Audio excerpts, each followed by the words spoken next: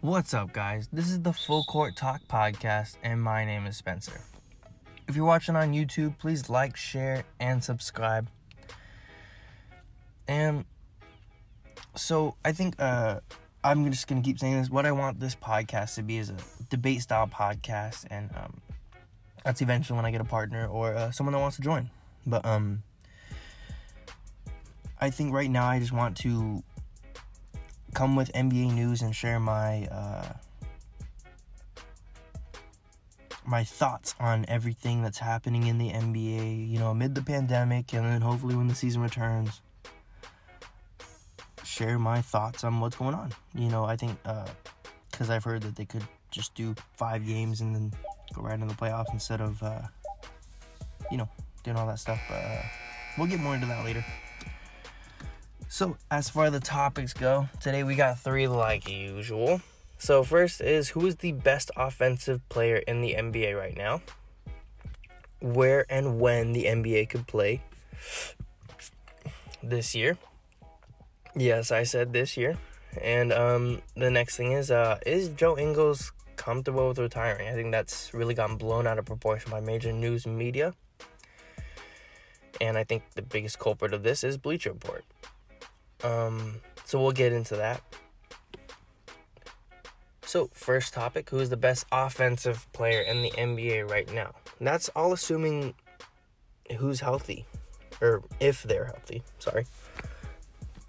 So there are a ton of good players in the NBA, especially on the offensive side. I think there's been a surge in the younger crowd because everyone is so skilled now. Everyone's working on their skill and just trying to get better.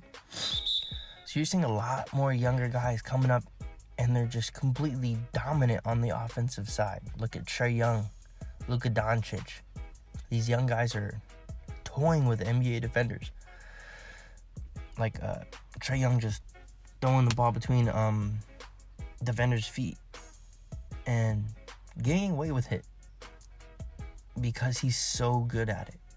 These guys are so polished on the offensive end, and they're terrific shooters. I mean, Trae Young is easily one of the best shooters right now. But, there's still the old guys that are really good. James Harden, LeBron James, Giannis Antetokounmpo. There's so many other good offensive players, Steph Curry, Russell Westbrook, Kyrie Irving. There are so many to choose from, and there are so many opinions on this fact. But, I think maybe I have some bias, but I think a lot of other people think this too. But Kevin Durant, when healthy, is the best offensive player. Now, his career stats are amazing. 27 points per game on 49.3% from the field, 38.1% from behind the three-point line, and 88.3% from the free throw. Those are really impressive numbers for a guy that's 7 feet tall, maybe 7'2", listed at 6'10", but probably 7'2". He is one of the most skilled players to ever play the game. And right now, I think he's the most skilled. Sorry.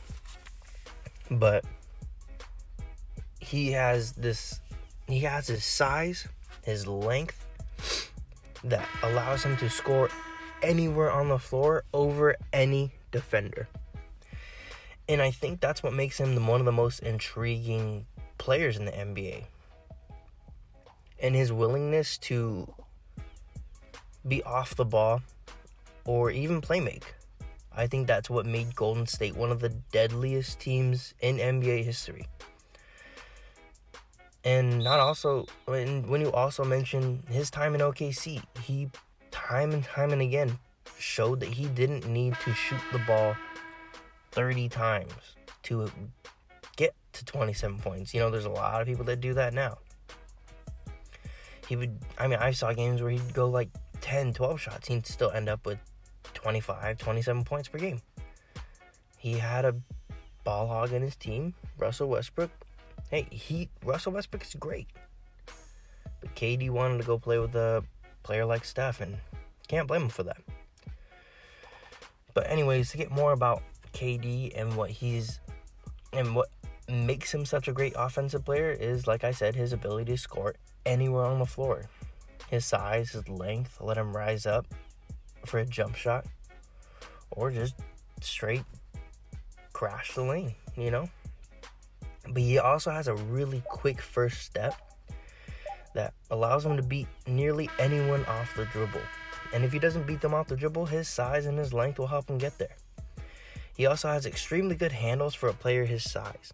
We've pretty much never seen someone like this, and I think he was the first, unicorn in the NBA, because he's so good for his size. He's so quick, he's fast, obviously, and then his dribble moves just let him get past anyone. And then not to also mention his size, and to have a 7-footer dribbling, like if you've seen a 2K demigod, that's Kevin Durant. KD is the best offensive player when healthy because of his ability to score. He's an absolute machine on the offensive end, and he's pretty much textbook in terms of his jumper. He should go down as one of the most clutch players in the NBA. We've seen his finals threes against LeBron. Yeah, he's on the Golden State Warriors, but doesn't take away from the point that he rose up over LeBron and hit a really tough three. If you've never played basketball and you've never taken a pull-up three, it's much different, especially with the game on the line like that. So I think Kevin Durant should go down as the best offensive player right now if he's healthy. And I think he's going to beat this Achilles thing, and I think he's going to be able to come back stronger than ever, because KD is resilient. So I hope to see him come back strong, fast, quick, but the jump shot is pure as ever. Because I'm a huge fan of KD, and I think he's the best offensive player. I don't think there's anyone that close to him in terms of skill. Anyways, after talking about that, the second topic, where and when the NBA might play this year. So, before getting into that, Spencer Dinwiddie has speculated that games could resume around July 15th. This was, he quoted a tweet that said that that another guy heard that it was starting around mid-June. Spencer Dinwiddie said that was around the practice dates that they want to get everyone back in the gym and practicing. I don't think every team has opened up their facilities yet. I think they want to do that around June. There are teams like teams in California, Kings, Warriors. I don't think they've opened them yet. I could be wrong though. But that begs the question, where will the games resume? Many ideas have been thrown around.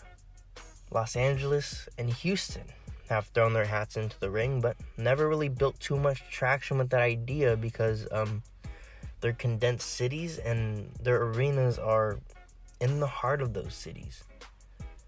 And it doesn't seem very likely that any of those, or both of those teams won't really get a chance because there's too much going on around the facilities that what if fans just crowd the arena? And it's something that people would do to go see their favorite players. And I think that's just too dangerous for the NBA and too dangerous for the players.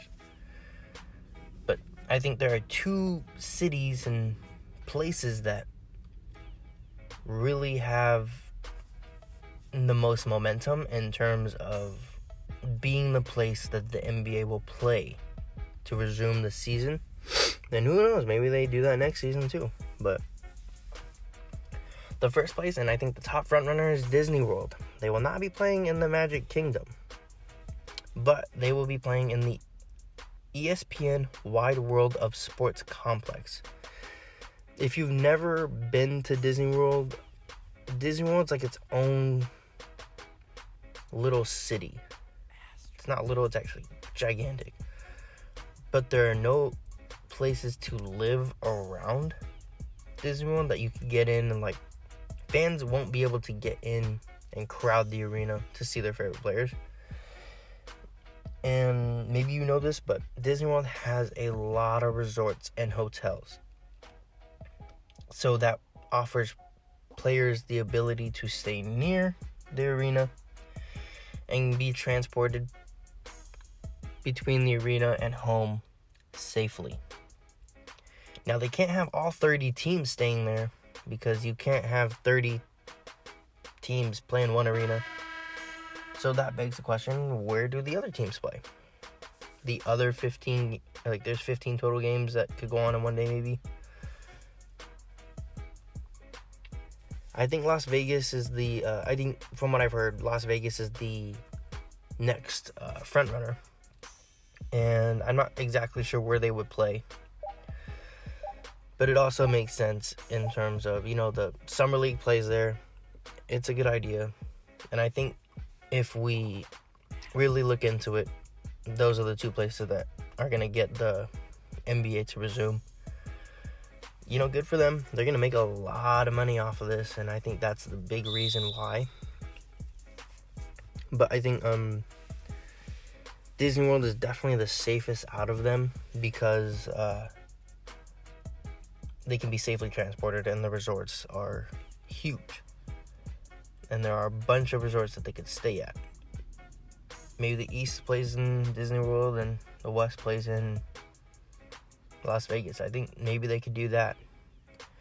Then when the playoffs start, they congregate in one place, presumably Disney World, because there are less teams that need to play.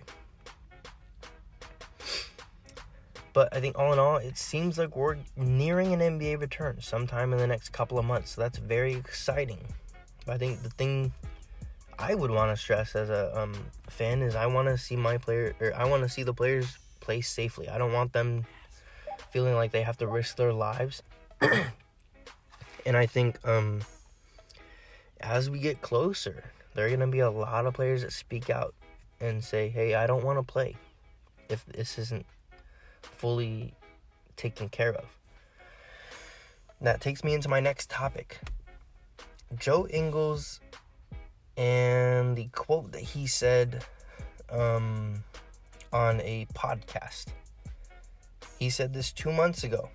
It was totally blown out of proportion by major news media.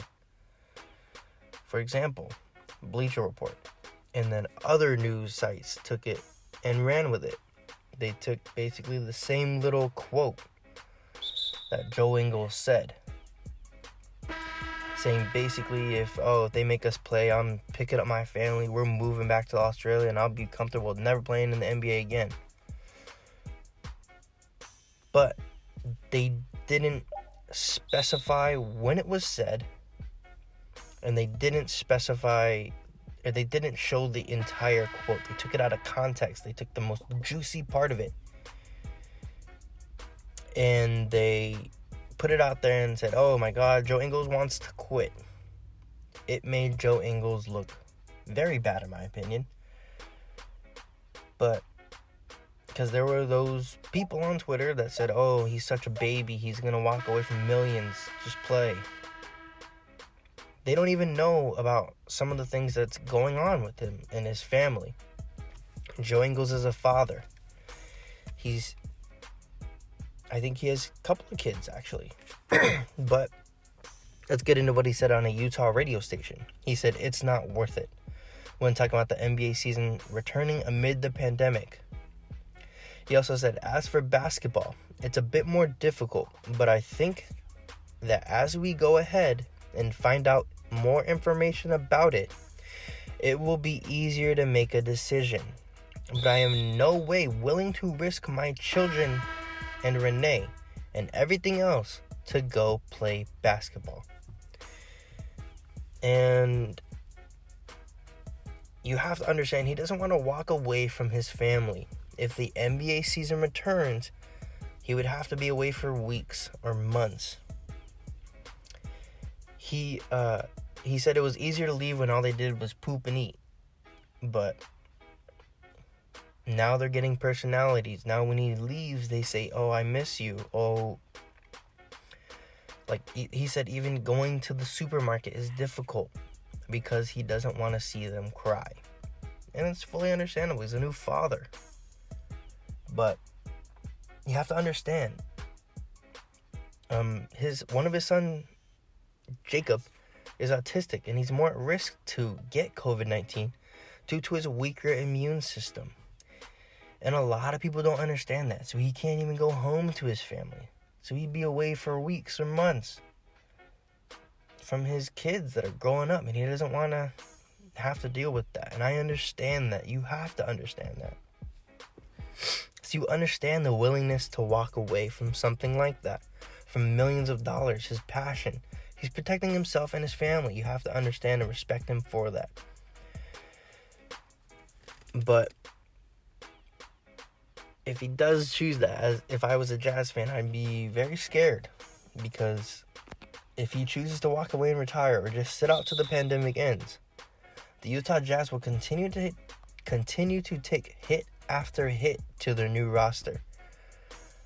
They were looked at one of the top teams in the NBA, and Mike Conley didn't work out the way they thought. He played pretty badly this season. For $32 million,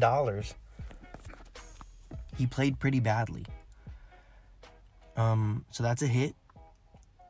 It was recently reported Bojan Bogdanovic, one of their top scorers next to Donovan Mitchell, will have season-ending injury to repair his wrist. So if Bogdanovic and Ingles choose not to play, well, Bogdanovic doesn't really have a choice. He had the surgery. They're going to lose 2 starting caliber players right off the bat. And they're dealing with Rudy Gobert and Donovan Mitchell beefing because Rudy Gobert wasn't taking the whole COVID-19 thing serious. And he caught the coronavirus and gave it to Donovan Mitchell, basically. So I understand if they are beefing between this whole thing. So the Jazz really are looking like they're done this season. It's going to be very tough for them to resume the season without 2 starting caliber players and I guess you could call them a dynamic duo like Donovan Mitchell and Rudy Gobert beefing. But he did tweet something today that is very interesting. As I said before, Ingles said that 2 months ago when the pandemic was first growing and they didn't know much about it. He tweeted, "For context, I said this over 2 months ago when we knew nothing about the virus and what it could do. I know the Jazz/NBA would only have us play if they were confident that everyone's health has been put first. When it's safe to go back and play, I will not let my teammates down." If you're a Jazz fan, you love to hear that because Joe Ingles is a great player. He doesn't have the athleticism, but he has the craftiness, as Steve Nash would like to say, the word for a white man, and the jumper that make him so very important. And he's also a above average / good defender. You know, he's a key part of that Jazz team. And you know, somewhere Paul George is punching the air right now because Joe Ingles is probably going to return.